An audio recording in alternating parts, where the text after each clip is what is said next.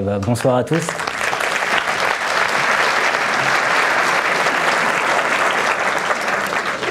Bonsoir à tous, merci d'être là. Déjà, vous êtes nombreux et ça me fait extrêmement plaisir. Je voudrais remercier Pierre, déjà pour les actualités astronomiques qui sont importantes.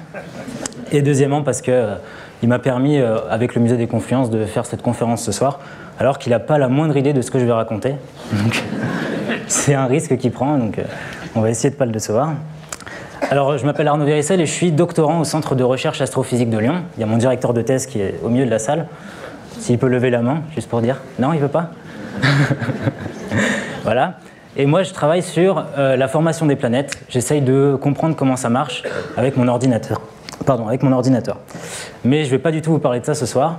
Ce soir, je viens vous parler, certes en tant que jeune astrophysicien, mais aussi en tant que cinéphile. Je vais vous parler de science et de cinéma. Donc, dans une conférence que j'ai appelée « La science au cinéma », ou je préfère l'appeler « Comment repérer les aberrations dans les films ». Là, vous voyez un certain nombre d'expressions faciales de différents acteurs. Il faut savoir que pour préparer la conf, j'ai regardé pas mal de films, de 2001 l'Odyssée de l'espace, donc c'est 1968, jusqu'au dernier film que j'ai vu, qui est Geostorm, qui est sorti en 2017. Et je suis un peu passé par toutes ces émotions-là, en regardant ces films. Parce qu'il y en a qui abusent un peu, quoi. Donc, si vous êtes là, c'est que peut-être vous vous demandez, ou vous vous êtes déjà demandé, en regardant un film, tiens, je me demande si ça c'est réaliste. La réponse, ça va clairement être non, dans la plupart des cas. Mais ce qui est intéressant, c'est de comprendre pourquoi c'est faux, et aussi de comprendre que c'est pas très grave en soi. Donc, en gros, dans la conférence, on va parler de ce que j'ai repéré comme grande catégorie de choses qui reviennent de manière un peu bizarre dans les films. Et ensuite, on va mettre en pratique ça dans 4 films différents. On va faire des calculs un peu plus poussés pour voir jusqu'à quel point ils se fichent un peu de nous, quoi. Alors, la science au cinéma, ok, mais où? Alors, il y a un type de cinéma qui s'y prête bien, c'est la science-fiction. J'imagine que vous connaissez tous la science-fiction. Et ça, c'est un type qui est quand même très très large. Dans la science-fiction, il y a 7 sous-structures. Enfin, il y en a qui disent 8, moi je dis 7. Par exemple, l'anticipation. Moi, mon film préféré, c'est V pour Vendetta. Ça vous donne des petites références comme ça. Après, il y a le post-apocalyptique, Mad Max par exemple. Le space opéra, donc ça, tout le monde connaît, hein. Star Wars 8. Qui a vu Star Wars 8 dans la salle? Qui a aimé Star Wars 8 dans la salle? Ok. Je fais mes petites statistiques. Ça marche. Moi, j'ai un peu aimé, mais pas trop non plus. Alors, après, il y a d'autres types de cinéma, donc Van Helsing, l'Uchronie, les films qui jouent avec le temps. Donc le mec meurt, il revient au début de la journée et il recommence. Après, il y a le cyberpunk, ça je vous le présente pas, c'est Blade Runner, pour les puristes. Mais vous voyez que ces 6 sous-types de science-fiction, finalement la science, on s'en fout un peu, quoi. Bon, il y a Star Wars qui s'est essayé à expliquer ce qu'il contenait, quand Obi-Wan essaye d'expliquer la force. Une sorte de fluide créé par tout être vivant, une énergie qui nous entoure et nous pénètre. On a dit dans la galaxie, on a tout unique. Ça n'a aucun sens. Ça n'a aucun sens. Non. Bon, ces 6 types de cinéma, ils prennent pas trop de risques parce que finalement, ils disent ouais, mais c'est mystique, il n'y a pas besoin d'expliquer, ok. Mais il y a un 7e type qui s'appelle la hard science, donc avec les films comme Gravity, Interstellar, Seul sur Mars, qui eux prennent des risques parce qu'ils prônent le fait que leur film est super réaliste et qu'ils font des vraies théories scientifiques. Est-ce que c'est vrai? On va voir la réponse un peu plus tard. Alors, le premier type, le premier grand truc qui revient mal dans les films, on va commencer doucement, hein. C'est le son dans l'espace. J'imagine que certains d'entre vous le savaient déjà, mais bon, on va quand même en parler un peu en détail. Alors le son dans l'espace, on va encore parler de Star Wars. Je ne veux pas m'en prendre à Star Wars, hein. Enfin, il n'y a pas de problème. Mais il y a des scènes comme ça, dans le Retour du Jedi par exemple, où on est dans l'espace et on a vraiment l'impression d'être sur le côté de l'autoroute en fait. Alors ça, c'est pas possible. Dans l'espace, il n'y a pas de son. Alors oui, effectivement, dans Star Wars, s'il n'y avait pas de son, ce serait nul, ok. Mais quand même, on va quand même expliquer que normalement, ça ne doit pas être possible. Alors le son, c'est ce qu'on appelle une onde mécanique. Voilà. Alors, plus simplement, on va prendre une ola dans un stade de foot. Voilà. Alors, il y a des personnes qui se lèvent et qui se baissent. Ils le font de manière décalée. Et on a l'impression qu'il y a quelque chose qui se déplace de la gauche vers la droite. Oui, vous le voyez? Voilà, c'est ça l'onde mécanique. C'est la propagation de la déformation des mecs. Ok. Bah pour le son, c'est exactement la même chose. Sauf que c'est les molécules d'air qui bougent en fait. Au lieu que ce soit des mecs qui se lèvent et qui se rassoient. Donc ici, chaque point noir représente disons une molécule de gaz. Et on en a colorié 5 en rouge pour bien repérer leur mouvement. Ce qu'on voit, c'est qu'en faisant venir du son de la gauche vers la droite, les particules rouges, elles oscillent, mais en soi, elles ne bougent pas. Et pourtant, on a l'impression qu'il y a un truc qui se déplace de la gauche vers la droite. En fait, le son, c'est des molécules qui se tapent entre elles. Elles propagent cette vibration de l'émetteur du son jusqu'au récepteur. Vous l'avez compris, pour faire du son, il faut des molécules. Alors si on prend 1 mètre cube, comme ça, sur cette scène, on va trouver à peu près 10 puissance 28 atomes, enfin, ou molécules. Donc c'est en gros 10 milliards de milliards de milliards. C'est plutôt suffisant pour propager le son. Pardon. Alors si on va dans l'espace, on va plutôt en trouver 5 dans 1 mètre cube. Et 5, bah, vous avez compris que c'est peut-être pas suffisant pour qu'un atome aille taper un autre. Donc si on avait par exemple un mec dans l'espace qui était à côté de la Station Spatiale Internationale et qu'il y avait une explosion, comme dans un bon film de science-fiction, en fait il n'y aurait pas de son de l'explosion, il n'y aurait même pas de flamme parce qu'il faut du dioxygène et il n'y a pas d'atomes, et il n'y aura pas non plus de souffle de l'explosion. Et il y a aussi un truc supplémentaire, c'est que si on met un homme nu, donc à la peau nue, au contact du vide spatial, dans certains films, il gèle. Non, il gèle pas. Le mec explose en fait. Parce qu'il y a la pression interne de son corps qui va faire gonfler ses membres. Et ça, c'est bien représenté dans Total Recall, le premier avec Schwarzenegger. Un film que je déteste. Alors, il y a des bons élèves et des mauvais élèves pour le son dans l'espace. Les bons élèves, ça va toujours être les mêmes. Hein. C'est les films un peu récents, sauf 2001, quand même. Honneur à lui. Et des mauvais élèves, il y en a quelques-uns. Mais en fait, il y a 95% du cinéma. C'est un truc qui est vachement répandu, je ne sais pas pourquoi. Et puis il y a un film en particulier qui tire son épingle du jeu, c'est le premier Alien, Alien le 8e passager. Je ne sais pas si vous arrivez à lire ici. Dans l'espace, personne ne vous entend crier. C'est 1979, hein, je crois, le premier Alien, et ça m'a donné de l'espoir. Donc j'ai regardé le film. Scène de fin du film, l'alien qui apparemment est figé, et ben, il sort et dommage, il y a du son dans l'espace. Un très beau son de plastique avec un son de réacteur de la fusée. Je vous cache pas que j'étais assez déçu quand j'ai vu cette scène. Dommage. Donc moi j'appelle ça de la publicité mensongère. Des gens auraient pu l'entendre crier, je suis désolé. Ok, alors on a parlé du son. Bon, le truc qui vient juste après, c'est la lumière. Mais qu'est-ce qu'il y a de faux avec la lumière? Bah, la lumière, c'est un truc qui est quand même assez important dans la théorie physique. Et on va parler du fait que sa vitesse, elle n'est pas infinie. Alors là, sur scène, il y a des lumières qui nous éclairent. Quand on est dans notre chambre, on allume la lumière. On a l'impression que la lumière, c'est comme ça. Ça se propage d'une pièce à l'autre de manière quasi instantanée.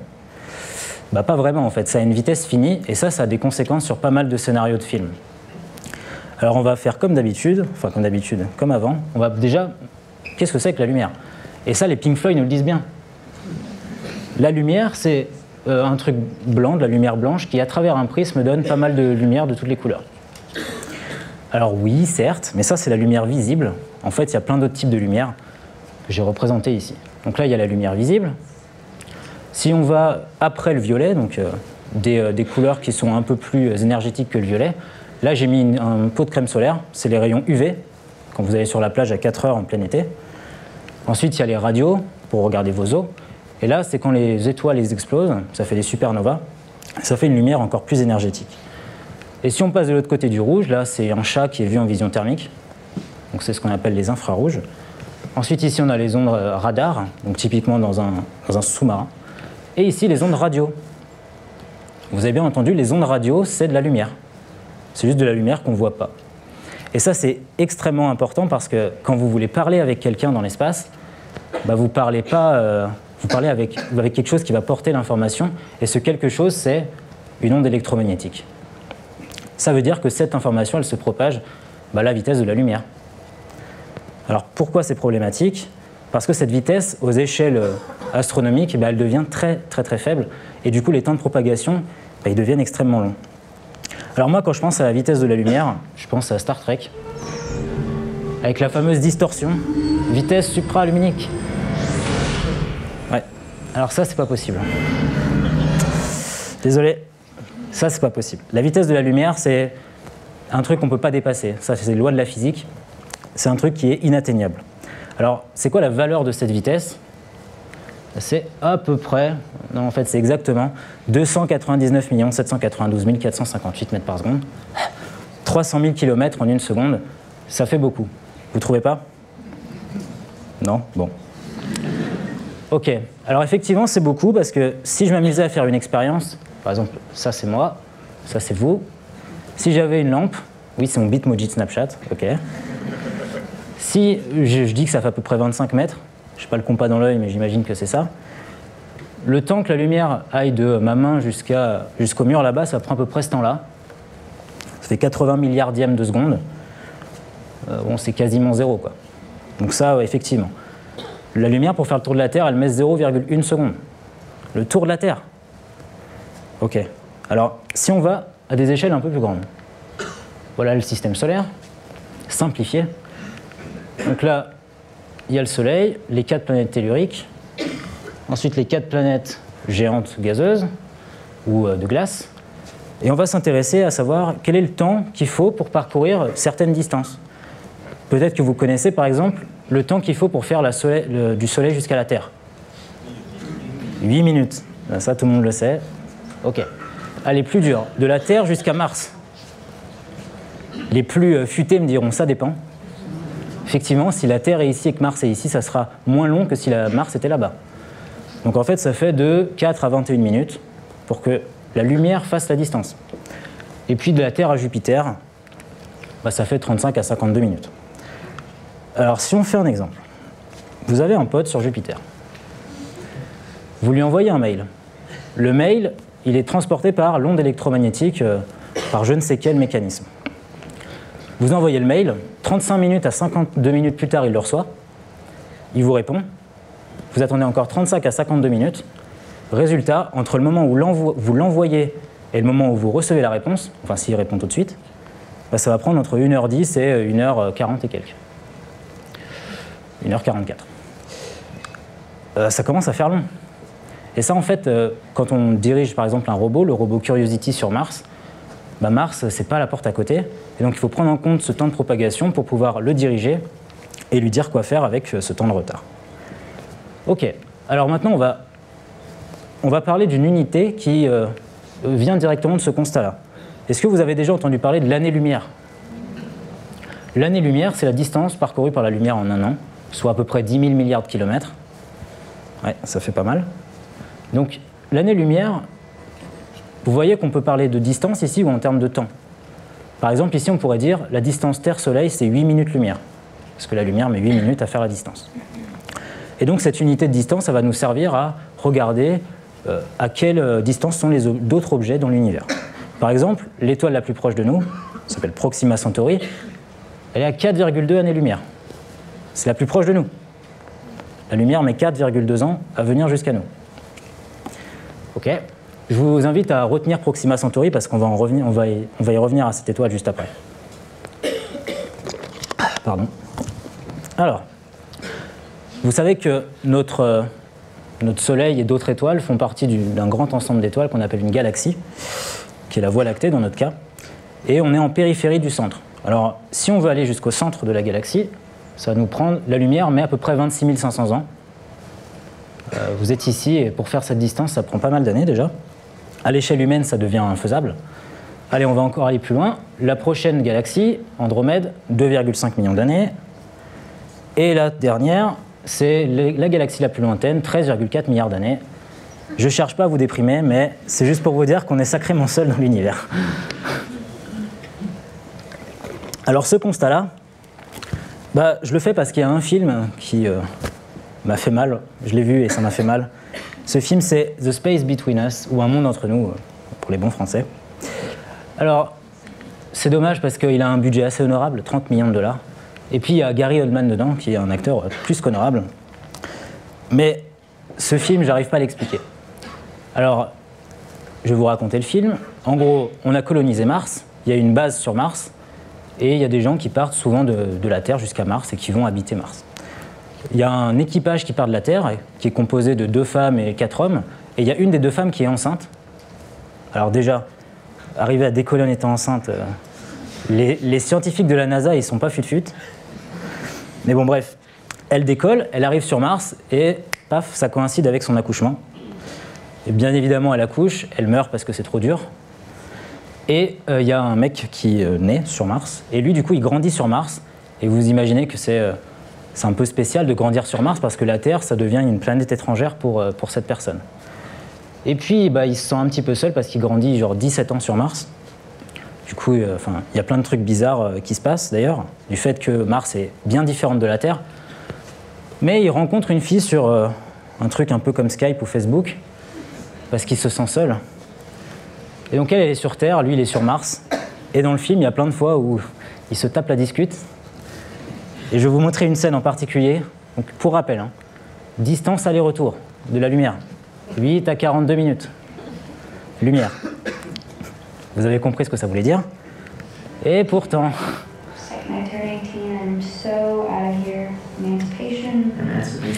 ça ne leur pose aucun problème. Vous voyez que le truc défile comme si de rien n'était. Ils sont vraiment dans le futur. Non, ce film-là, il est vraiment bizarre. Il y a un autre moment du film où le mec arrive sur la Terre, il revient sur Terre. Et vu que sur Mars, on est moins attiré par Mars que comme on est attiré par la Terre, il a ses os qui sont un peu fragiles. Et donc il lui décide d'injecter des fibres de carbone dans ses os pour qu'ils soient plus solides. Donc ça, je dis non. Non. Ok. Son, lumière. Allez, troisième grand truc, c'est évidemment la gravité. La gravité agit même dans l'espace. Ça peut vous paraître futile comme ça, mais c'est un truc que pas mal de films n'ont pas compris en fait. Allez, on va reprendre le système habituel. Qu'est-ce que la gravité? La gravité, c'est ça.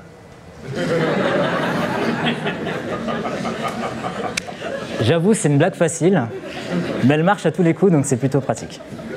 La gravité, c'est ce qui attire la pomme à la Terre, ou c'est ce qui va faire que le chat va se faire probablement très mal en arrivant. Alors la gravité, elle a été énoncée par Newton la première fois en 1687. Il a dit, la gravité, c'est la force qui attire deux choses qui ont une masse. Peu importe la nature de ces objets. Plus les objets sont proches, plus ils vont s'attirer. Plus les objets sont massifs, plus ils vont s'attirer. Ok, alors si on prend une personne de 80 kg et une personne de 70 kg, espacées de 15 mètres, comme deux personnes dans le public, sachez qu'il existe une attraction gravitationnelle entre vous. Mais il y a aussi une autre attraction quand vous êtes sur Terre, c'est en vert ici l'attraction de la Terre. Alors pourquoi, si cette attraction existe, pourquoi on ne se rend pas tous dedans? Parce qu'on n'est pas assez massif pour s'attirer dedans. Ouf.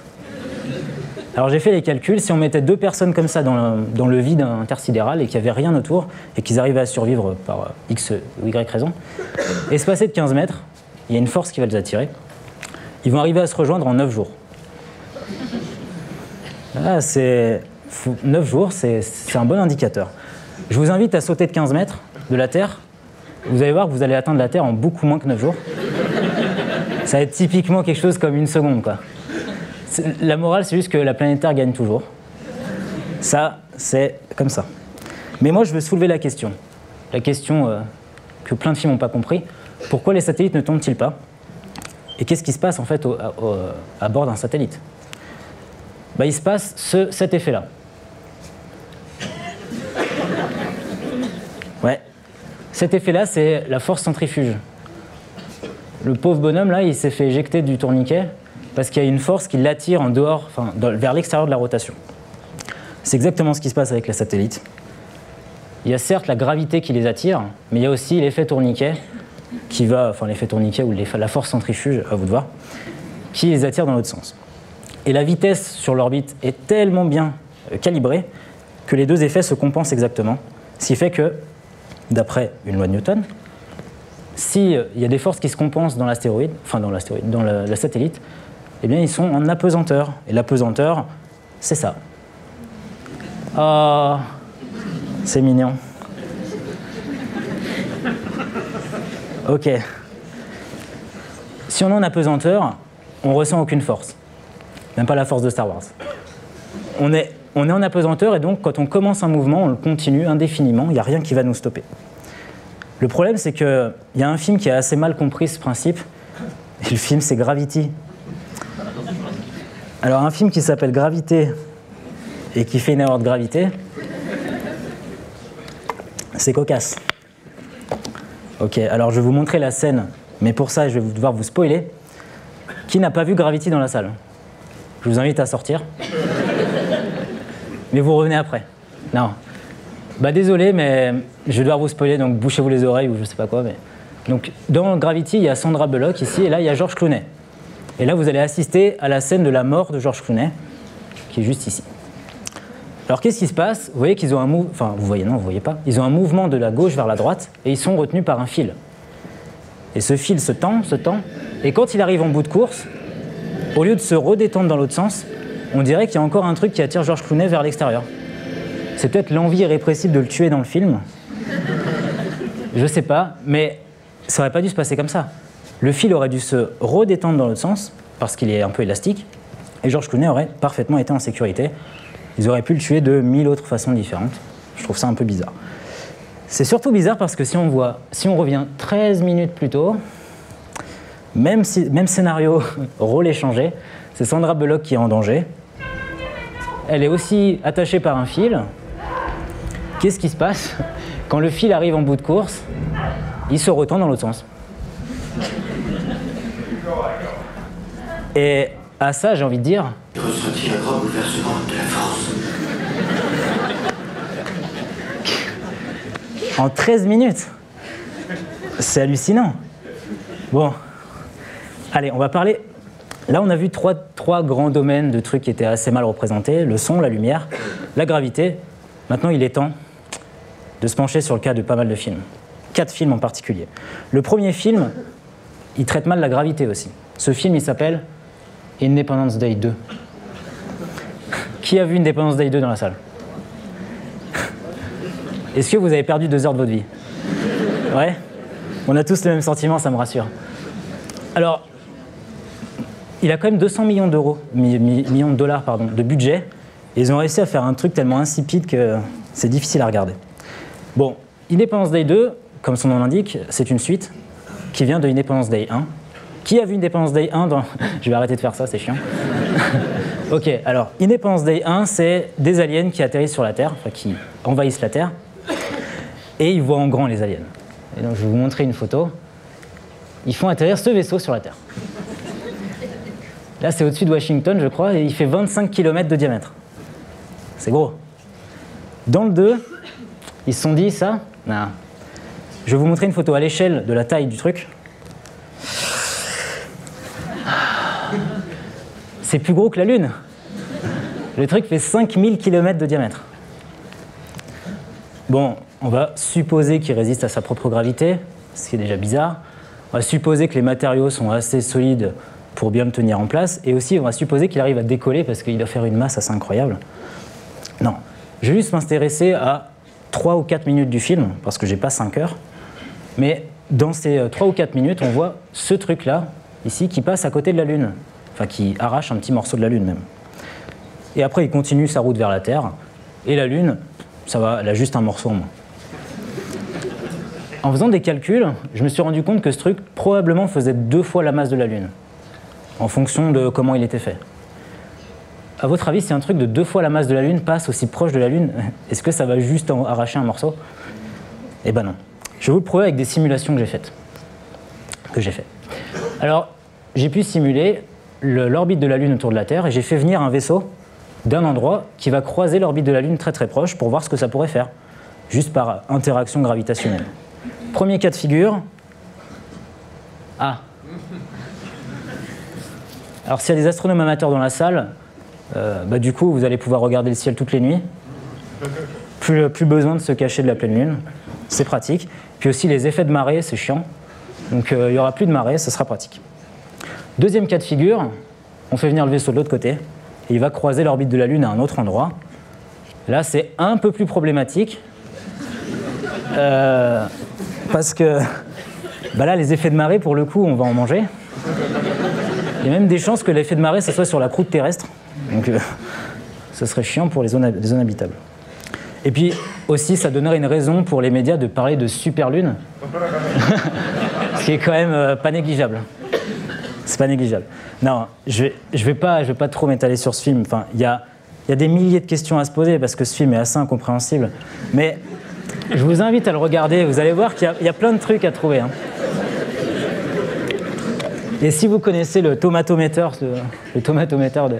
vous voyez que sur 75 000 personnes, 30% l'ont aimé. Je trouve ça assez haut en fait. Mais bon, bah ok, j'aimerais bien rencontrer ces personnes. Ok. Allez, deuxième film. Je ne peux pas passer à côté. Interstellar, c'est peut-être pour ça que vous êtes venus. Si je ne le passais pas, vous allez être déçus. Et... c'est pas cool. Alors, Interstellar, je vais peut-être pas expliquer, tout le monde l'a vu. Qui a vu Interstellar? Vraiment que j'arrête avec ça. Ok, ah, il y a quand même des gens qui ne l'ont pas vu. Ok. Alors, Interstellar, c'est la Terre va mal. Elle n'est pas en post-apocalyptique, mais elle commence à pas trop bien aller. Et donc, il faut chercher des autres planètes habitables. Pour ça, ils envoient un équipage. Là, il n'y a que 2 personnes parce que j'aimais bien la photo. Il n'y a que 2 personnes qui partent dans un trou de verre. Bon, je ne vais pas trop expliquer ce que c'est les trous de verre parce qu'on n'a pas le temps, mais il y a des personnes qui passent dans un trou de verre, qui arrivent vers un nouveau système planétaire. Il y a des planètes et il y a un trou noir. Et le trou noir, c'est ce truc-là. Il s'appelle Gargantua. Ok. Alors, qu'est-ce qu'un trou noir? Déjà, un trou noir, c'est ça. Je n'ai pas trouvé de meilleure façon de le représenter. Bon. Alors, un trou noir, ça s'appelle trou noir parce que c'est un objet qui est tellement massif et tellement petit que même la lumière ne peut pas s'en échapper quand elle est assez proche du trou noir. C'est ce que je représente avec ces pointillés blancs, ce qu'on appelle l'horizon d'un trou noir. Si quelque chose passe à l'intérieur de ces pointillés, il ne peut plus en sortir, même la lumière. Donc s'il y a une lumière qui passe très proche de ça, elle va être déviée, mais elle ne va pas être absorbée, enfin engloutie par le trou noir. Mais tout ce qui est là-dedans, c'est mort. On ne peut plus y avoir accès.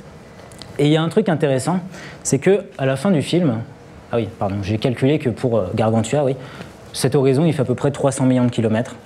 C'est un trou noir qui est assez massif, hein, il fait 100 millions de fois la masse du Soleil. Donc ça commence à faire un truc assez gros. Et à la fin du film, ce qu'on voit, c'est qu'il y a Cooper, hein, Matthew McConaughey, l'acteur, qui décide de plonger dans le trou noir pour récolter des données quantiques pour les envoyer vers la Terre par je ne sais quelle façon. Un peu une mission suicide en soi.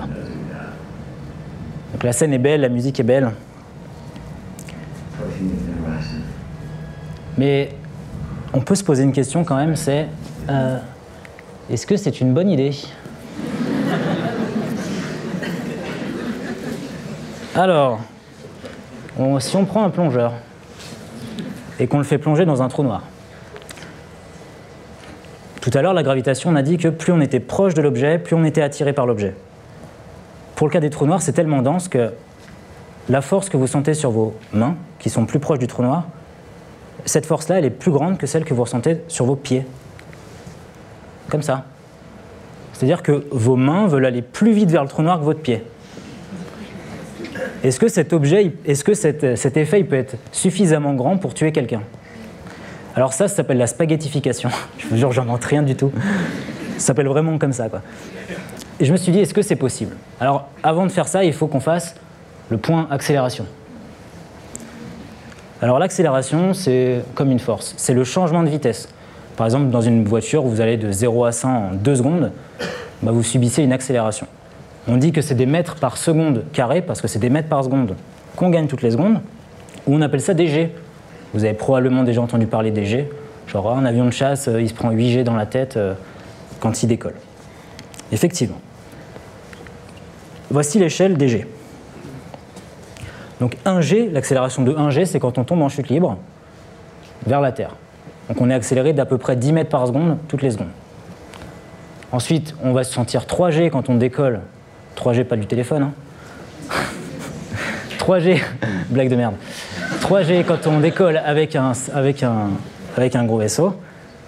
Effectivement, quand on décolle avec un avec un avion de chasse, on va sentir à peu près 8 G au maximum. Et 8 G, il faut être entraîné pour les subir. En gros, un homme normal, pendant quelques secondes, il peut subir 5 G, après il tombe dans les pommes. Et au-dessus de 10 G prolongés, on meurt.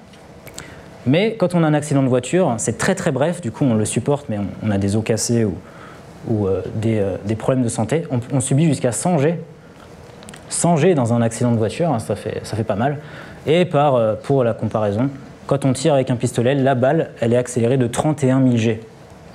Donc ça commence à faire. Alors revenons à nos moutons. Voici Matthew McConaughey, alias Cooper. Voici le trou noir supermassif. Et ce que j'ai calculé, c'est la différence de force entre ses pieds et ses mains.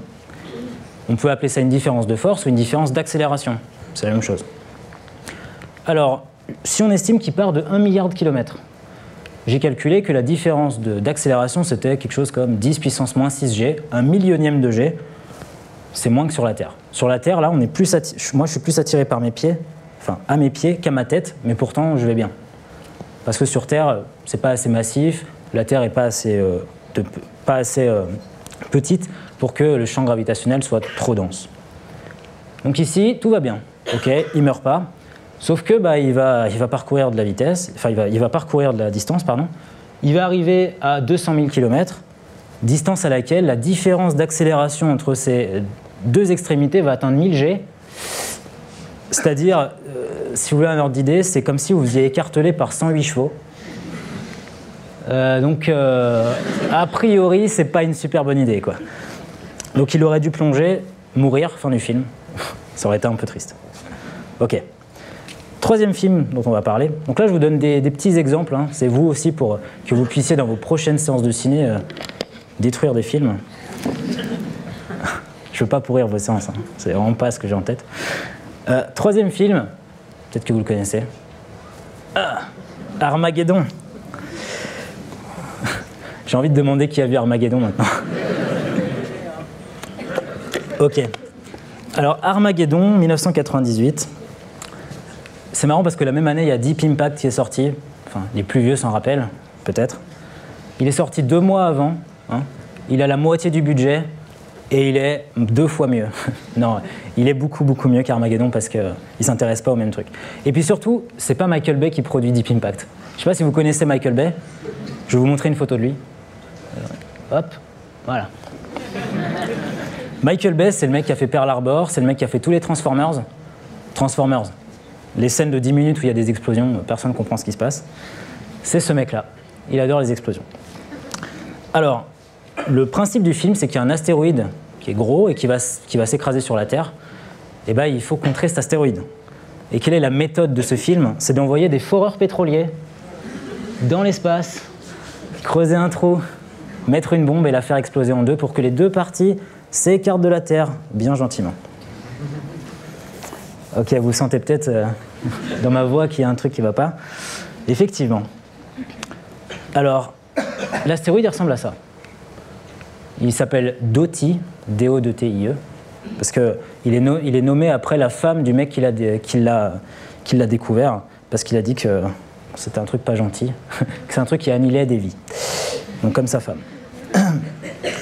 Alors vous voyez que le truc est à peu près sphérique, hein, et dans le film on dit qu'il a la taille du Texas. Alors moi je vais sur Google Maps, le Texas c'est ça, et je me dis bon on va assimiler le Texas à une sphère. Et puis je vais prendre la surface du Texas et puis je vais la recouvrir sur cette sphère pour voir la taille un peu de cette boule. Ça fait 235 km de rayon. Donc effectivement c'est gros et ça peut faire éteindre la vie sur la Terre. Le problème, c'est qu'on nous dit qu'on repère cet astéroïde 18 jours avant l'impact et qu'il se déplace à 10 km par seconde. Alors, ok, voici le système solaire, le Soleil, les 4 planètes telluriques. Ensuite, il y a la ceinture d'astéroïdes principale entre Mars et Jupiter. Et puis, là, il y a ce truc-là. Et ici, c'est l'astéroïde. Il part d'ici, c'est ce qu'on nous dit dans le film. Il part d'ici, il se dirige vers la Terre, et à peu près ici, à 18 jours de l'impact, on le repère. Comme c'est pratique. Alors, on va le faire revenir à sa place. Hein.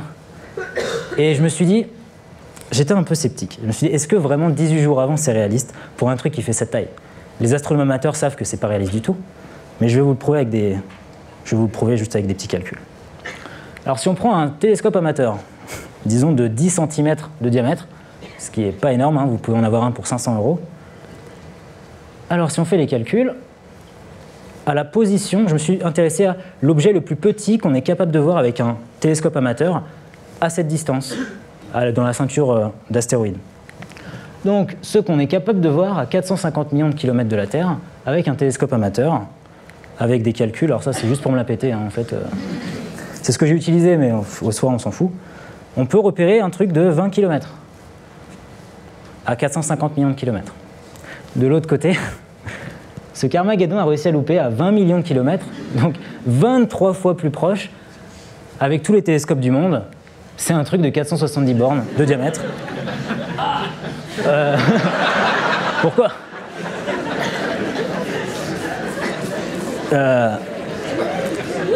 En fait, j'ai calculé, mais ce truc-là, quand il arrive à 20 jours de l'impact, en fait, il est visible à l'œil nu dans le ciel. Et les mecs, ils ont un télescope et ils sont... non mais... Et avec tous les télescopes du monde, ils sont pas capables de voir ça. Mon Dieu, mon Dieu, mon Dieu. Bon, on va continuer parce que ce film, j'aime bien. Alors, si on s'intéresse à l'astéroïde, 470 km, là, il y a l'équipage. Dans le film, on nous dit, très simplement, pour le faire péter en deux et que les deux morceaux s'écartent bien, il faut au moins faire un trou à 250 mètres. C'est là, 250 mètres, les gars. Est-ce que quelqu'un pense qu'en plantant une bombe ici, ça va faire péter l'astéroïde en deux? Non, pas vraiment. Et puis, il y a un dernier truc, c'est que ils arrivent sur la surface et ils trouvent ça. Pourquoi il y a de l'atmosphère? C'est quoi ce truc là-bas? Pourquoi il y a une crevasse? Pourquoi il y a des pics partout? En fait, on est dans un film de Tim Burton, enfin vraiment. C'est l'astéroïde qui veut nous tuer.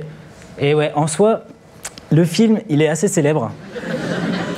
Parce que pour la NASA, c'est le film qui a le plus d'erreurs de l'histoire du cinéma. Ils ont recensé 168 erreurs en 150 minutes. Vous comptez, ça fait un peu plus d'une erreur par minute. Ils s'en servent pour former les nouveaux arrivants à la NASA. Faut qu'ils repèrent... Non mais c'est vrai, hein, il faut qu'ils repèrent le plus d'erreurs possible. Je trouve ça assez marrant. Bon, le dernier film qu'on va voir, c'est un film qui me tient à cœur. C'est Avatar. Avatar. C'est le premier film que j'ai vu en 3D, donc ça me fait mal au cœur d'en parler, mais bon, c'est pas grave. Alors Avatar, c'est quoi l'histoire? C'est les humains qui ont commencé à conquérir d'autres planètes, une autre planète en particulier, qui s'appelle Pandora et qui orbite autour de Polyphème. Et Pandora, elle est autour de l'étoile Proxima Centauri. Vous vous rappelez, je vous ai dit, rappelez-vous. Proxima Centauri, donc 4,2 années-lumière. Bon, Pandora, je suis désolé, c'est la Terre, avec des continents un peu différents.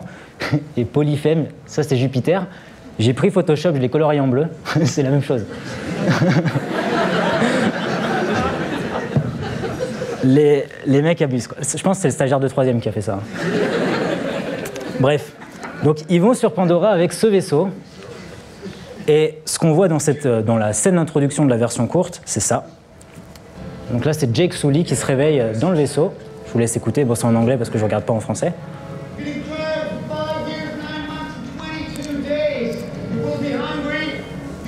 Donc là, ce qu'il dit, c'est « Vous avez été cryogénisé depuis 5 ans, 9 mois et 22 jours. Si vous vous sentez faible, c'est normal. » Effectivement, bien vu l'aveugle. Alors, je vous laisse réfléchir 2 secondes. La Terre, Pandora, 4,2 années-lumière. La lumière met 4,2 ans à faire la distance. Ils font le voyage en 5 ans, 9 mois, 22 jours. Ça vous paraît pas un peu rapide? J'ai l'impression qu'ils vont proche de la vitesse de la lumière, moi. Si on va proche de la vitesse de la lumière, il y a un autre problème qui jaillit, c'est la dilatation du temps.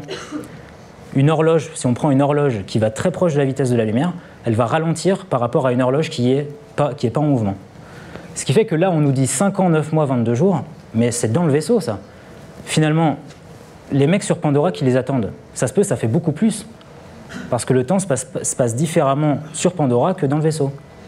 Donc je me suis posé la question, quelle doit être la vitesse du vaisseau maximale pour faire ce voyage en 5 ans, 9 mois, 22 jours, et surtout quel est le réel temps de trajet pour ceux qui sont sur Pandora et qui attendent. Alors pour ça, j'ai fait un petit modèle. TR Pandora, donc le vaisseau il va partir jusqu'à Pandora. Vous imaginez que ce n'est pas hyper physique de faire partir le vaisseau à sa vitesse maximale directe. On va peut-être laisser une petite période d'accélération. Hein. Donc si on représente la vitesse en fonction du temps, on va les faire accélérer tranquillement. Ensuite, on va atteindre la vitesse constante maximale que je cherche à calculer. Et ensuite, on va décélérer, parce que ça serait con de rentrer dans Pandora à la vitesse de la lumière. Ce serait un peu ballot.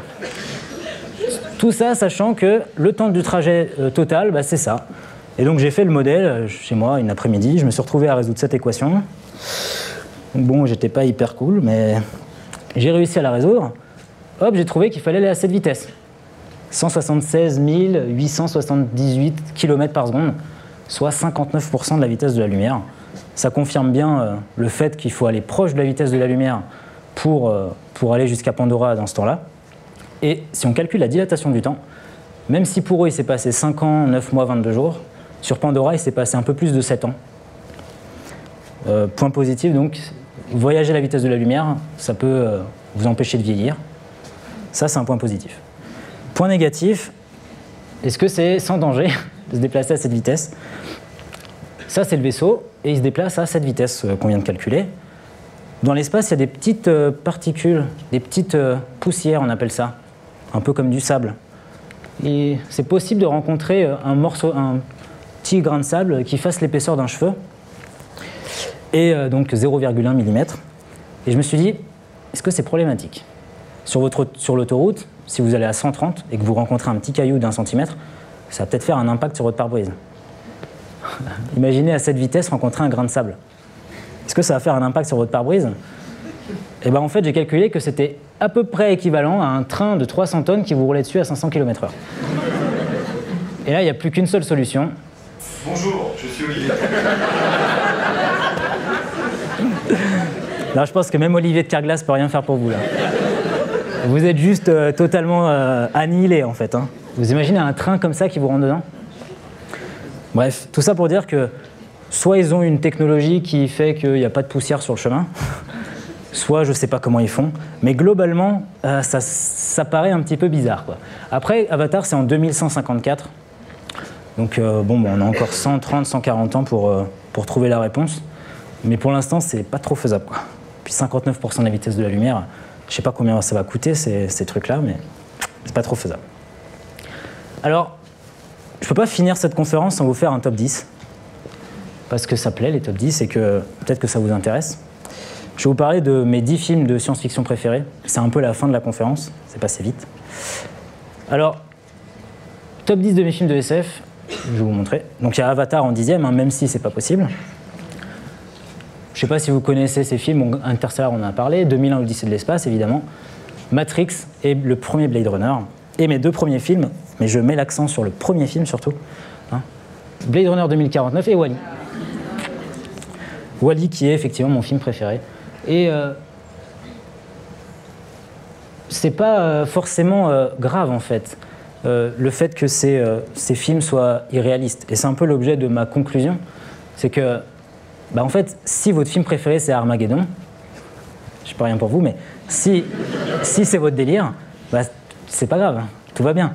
Moi, c'est Wall-E mon délire, et dans Wall-E, il y a du son dans l'espace. La vitesse de la lumière, on s'en fout, on peut la dépasser. Et la gravité, des fois, c'est un petit peu borderline. Tout ça pour dire que, enfin, aimez ce que vous voulez, c'est juste, je trouvais ça intéressant de comprendre ce qui n'allait pas dans les films, enfin ce qui n'allait pas, ce qui était incohérent dans les films pour essayer juste d'apprendre des petits trucs de la science. Je vous remercie de votre attention.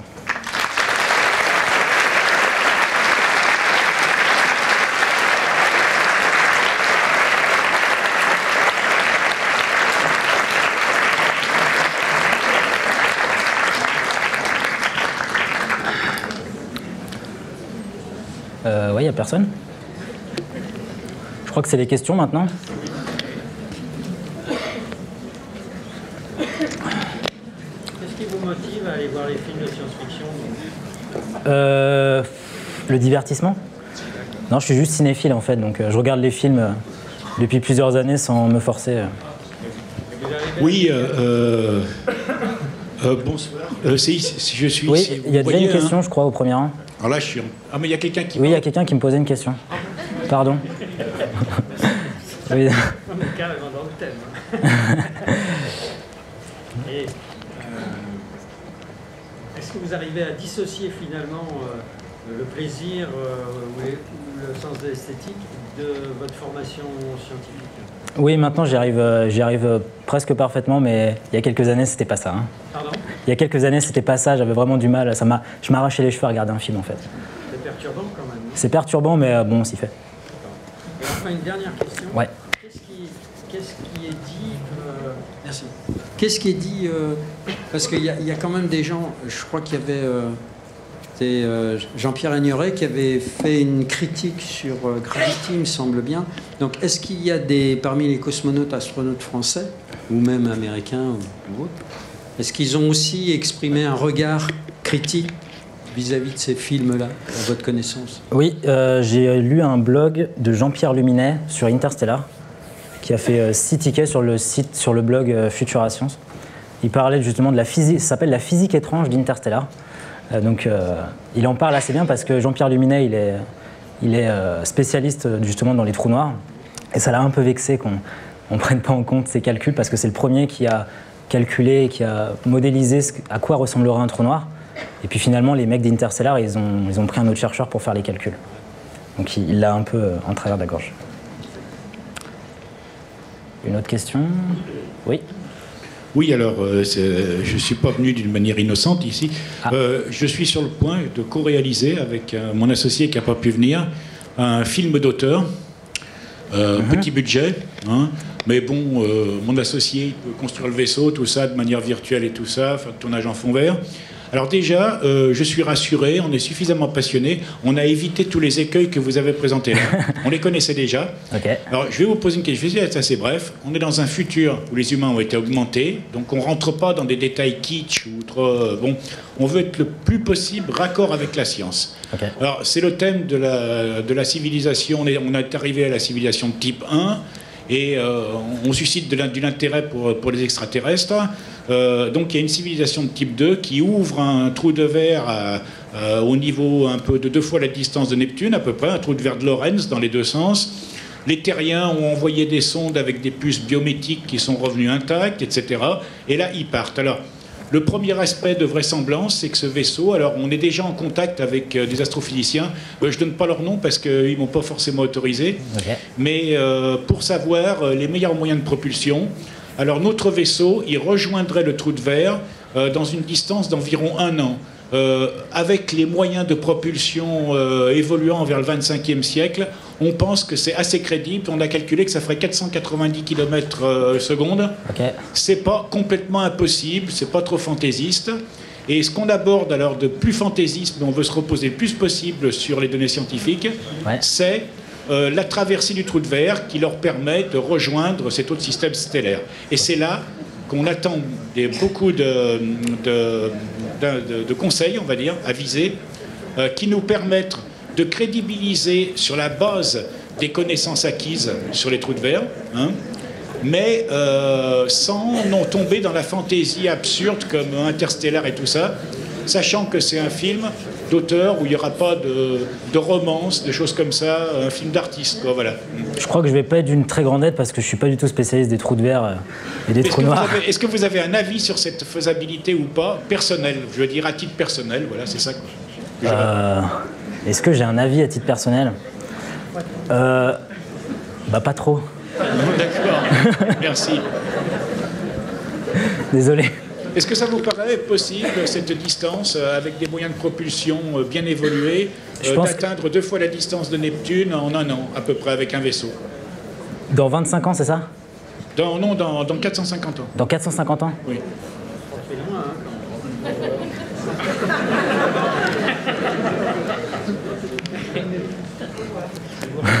il vous reste 3 jokers. Ouais, joker, ouais. Je m'y connais pas assez, je pourrais pas vous répondre. Je vais dire des bêtises et... Ça vous fait sourire? Ça me fait sourire, oui. Une autre question?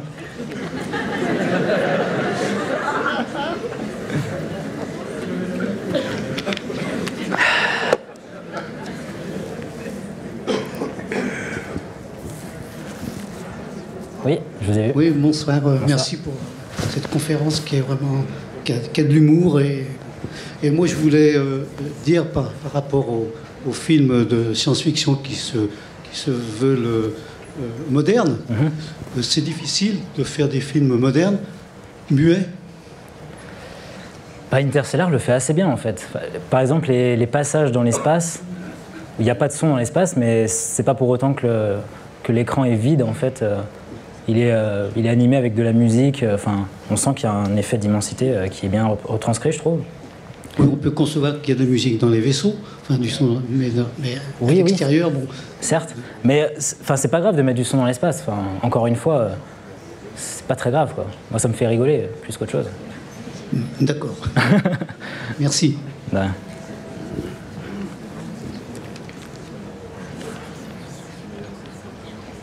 Il y a une autre question ou pas?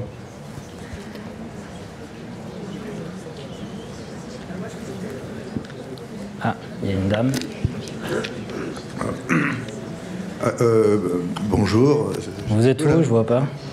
Merci de cette conférence. Okay, mais je suis un petit peu déboussolé par rapport à un grand classique dont on dit qu'on n'a jamais fait mieux, Stanley Kubrick, Odyssée de l'espace. Est-ce que ça a à voir avec cette conférence? Le contenu de Odyssée de l'espace. Dans 2001, l'Odyssée de l'espace, il n'y a pas beaucoup de contenu scientifique en fait. C'est un film qui s'intéresse pas vraiment aux théories scientifiques. Il n'y a pas de son dans l'espace dans 2001. Mais à part ça, il n'y a rien de... Il prend pas beaucoup de risques en fait. Là où Interstellar utilise la relativité générale, 2001 finalement il s'intéresse juste à la vie du passager et son combat contre HAL, l'ordinateur, et sur juste l'évolution de la race humaine. Donc c'est juste que c'est des films qui ne sont pas exactement pareils, on ne peut pas les comparer parce qu'ils ne prennent pas les mêmes risques en fait. Alors là je ne suis pas d'accord avec vous. Oui, moi non plus. Ah. 2001 Odyssée de l'espace, qu'est-ce que vous voulez dire justement ça vous voit? Attendez un micro.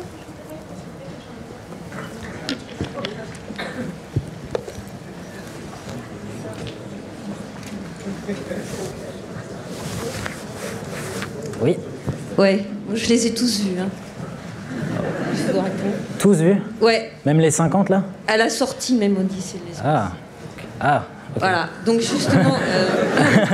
Ah, ok.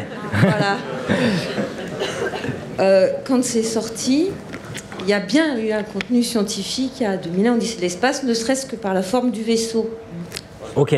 Voilà, donc on ne peut pas non plus tout jeter. C'est pas... Et la question que je voulais poser, c'était est-ce qu'on peut faire, justement, on pourrait faire une conférence inverse, c'est-à-dire... Tout ce qui va bien dans les films. Tout ce qui va vachement bien dans les films de science-fiction. C'était juste ça que je voulais dire. Ouais, on pourrait, mais... Ça serait pas mal. Moi, ça me faisait plus marrer de faire... Je comprends, mais on peut dire qu'il y a aussi des trucs bien. Ok. Voilà. Pas toutes... je vous comprends et je suis d'accord avec vous. Après, pour la forme du vaisseau de 2001... C'est des choses qui ne touchent pas vraiment aux théories physiques, c'est pour ça que je ne l'ai pas vraiment abordé dans la conférence. Ouais. Et je crois qu'il y a aussi la première image de la Lune dans 2001 qui précède la vraie image de la Lune en orbite, et du coup, s'il y avait un truc à propos de ça. J'avais lu ça, un truc, à un moment. À vérifier. Bonsoir. C'est où? Ouais. Ah. Oui, excusez-moi. Je voulais savoir si vous avez trouvé réaliste Seul sur Mars, que perso j'ai bien aimé. Oui, alors, Seul sur Mars, ça va, mais à la fin, ça va pas. Enfin, il y a des moments moi, qui ont... Comme à la fin, quand il y a son vaisseau pour redécoller de Mars, il y a un trou, il n'y a pas de bouclier, et du coup, il met une bâche en plastique. Ok, et aussi, il est dans l'espace, et du coup, il veut se guider, du coup, il fait un petit trou dans sa manche, et il fait comme ça. Je trouvais ça mignon, mais je pense que son déguisement, il exploserait en fait s'il faisait un petit trou à cause de la pression. Mais en soi, ça va.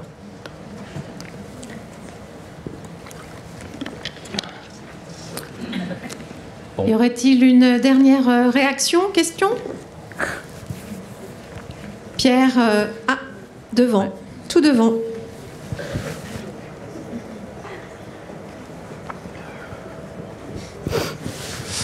Déjà encore merci pour la conférence. Ouais. Quelle est la chose qui t'a le plus fait marrer ou le plus choqué dans tous les films que tu as vus? C'est une question dure ça.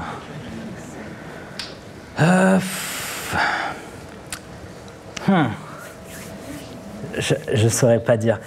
En fait, je pense que c'est tout bête, mais il y a un film qui est ici, là, je sais pas si vous le voyez. Ce film-là, là, s'appelle Prédiction, avec Nicolas Cage. Et il joue un astrophysicien. Et il est en cours avec des mecs qui ont genre 25 ans. Et c'est même pas un truc qui a un rapport avec la science, mais à un moment, il prend une boule et il la jette à un mec, il fait « Parlez-moi du soleil ». Et le mec, il fait « C'est chaud ». Et ça, c'est le truc qui m'a fait le plus marrer, je pense, dans tous les films que j'ai vus. Voilà. Bah, merci de... Merci Arnaud.